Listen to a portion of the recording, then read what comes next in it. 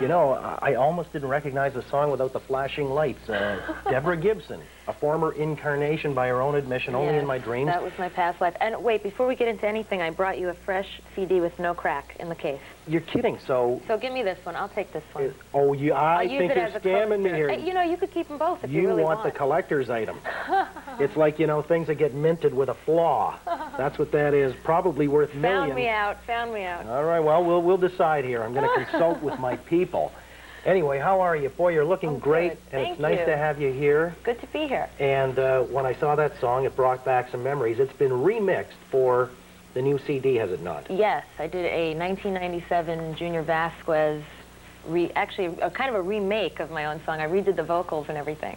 And Junior Vasquez is a known name in the clubs. He's like huge. Yep.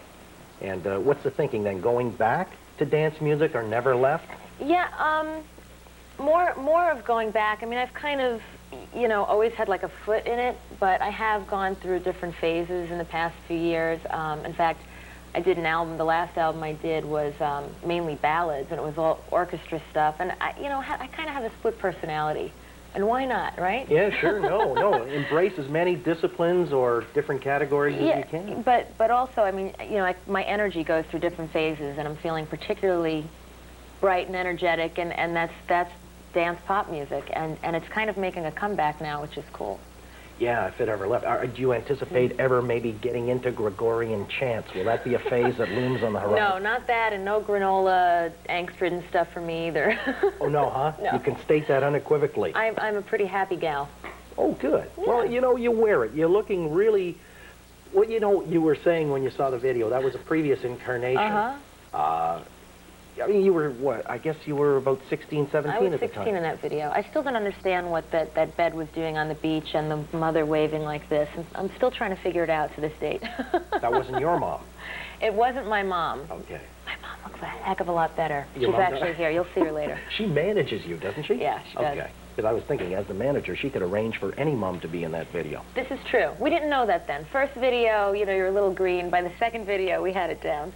You know, that's curious to me. When somebody does actually taste success in such a large fashion at a tender age, 16, I mean, 5 million records sold and a #1 hit that you not only performed in, but written and produced as well. I mean, is there a danger that, you know, you peak too soon or you get so much overwhelming success? What do you do for an encore? Any of that angst in the aftermath? Not for me. No? You know, other people kind of inflict that upon you, and they're, you know, always... It's interesting when you're in this business, even friends always want to know what you're up to, as if kind of being a human being isn't enough, or, you know, gee, maybe having a top 40 hit and not a #1 this week isn't enough, you know. But for me, I'm like the glass is half full person, and if an album doesn't go platinum and if it sells 300,000 copies, I go, God, 300,000 people are listening to my music. That's incredible. It's a great feeling. So I never really had that feeling. I feel happy that I achieved a certain amount of my goals, but I still have a ton more left, and I'm chipping away at all that now. Do you have a competitive side that says, you know, when you're in the business, I mean, to stay with the pack at the top, and you see Alanis Morissette sort of reinvent herself, there's a new incarnation there as well. I mean, does it draw inevitable comparisons, and even you in your mind project comparisons? You know, I have that kind of competitive nature to a degree, but I don't let it interfere with my creativity or my vision for myself, because it would be really easy to get caught up in, ooh, it's happening this month, and can I do it? And I'm versatile. I mean, I'm from a theater background, so it's like, you have to be versatile. But as a songwriter, you kind of, I think, should stay true to yourself, because people can read through false stuff in a second. I mean, I think Alanis Morissette is living and breathing what she's projecting in her music, and it's believable, and that's great, you know. But for me, even if that's even if that's happening at the moment, I'm still going to do what I do, whether it's happening or not. So I'm competitive, but like I said, without letting it interfere with my sanity or creativity or anything like that. Did you ever get upset because some people might mistake you for Tiffany? Was that ever a problem?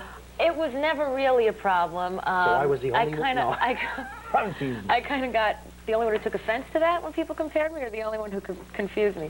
I mean, I did get a lot of that. In fact, I did an interview this morning in New York, and someone said, "How's Tiffany, by the way?" Oh, like, no. as if I knew. He meant the jeweler.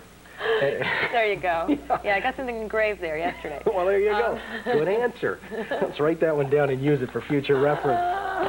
All right, so that wasn't a problem for you, but No. you mentioned the theatrical background. This is the part I love because, you know, in case anyone says, well, this is a one-shot affair that happened back in '87 or thereabouts, you did some pretty heavy, legitimate or bona fide theater, and you played some roles. I mean, you auditioned for Annie.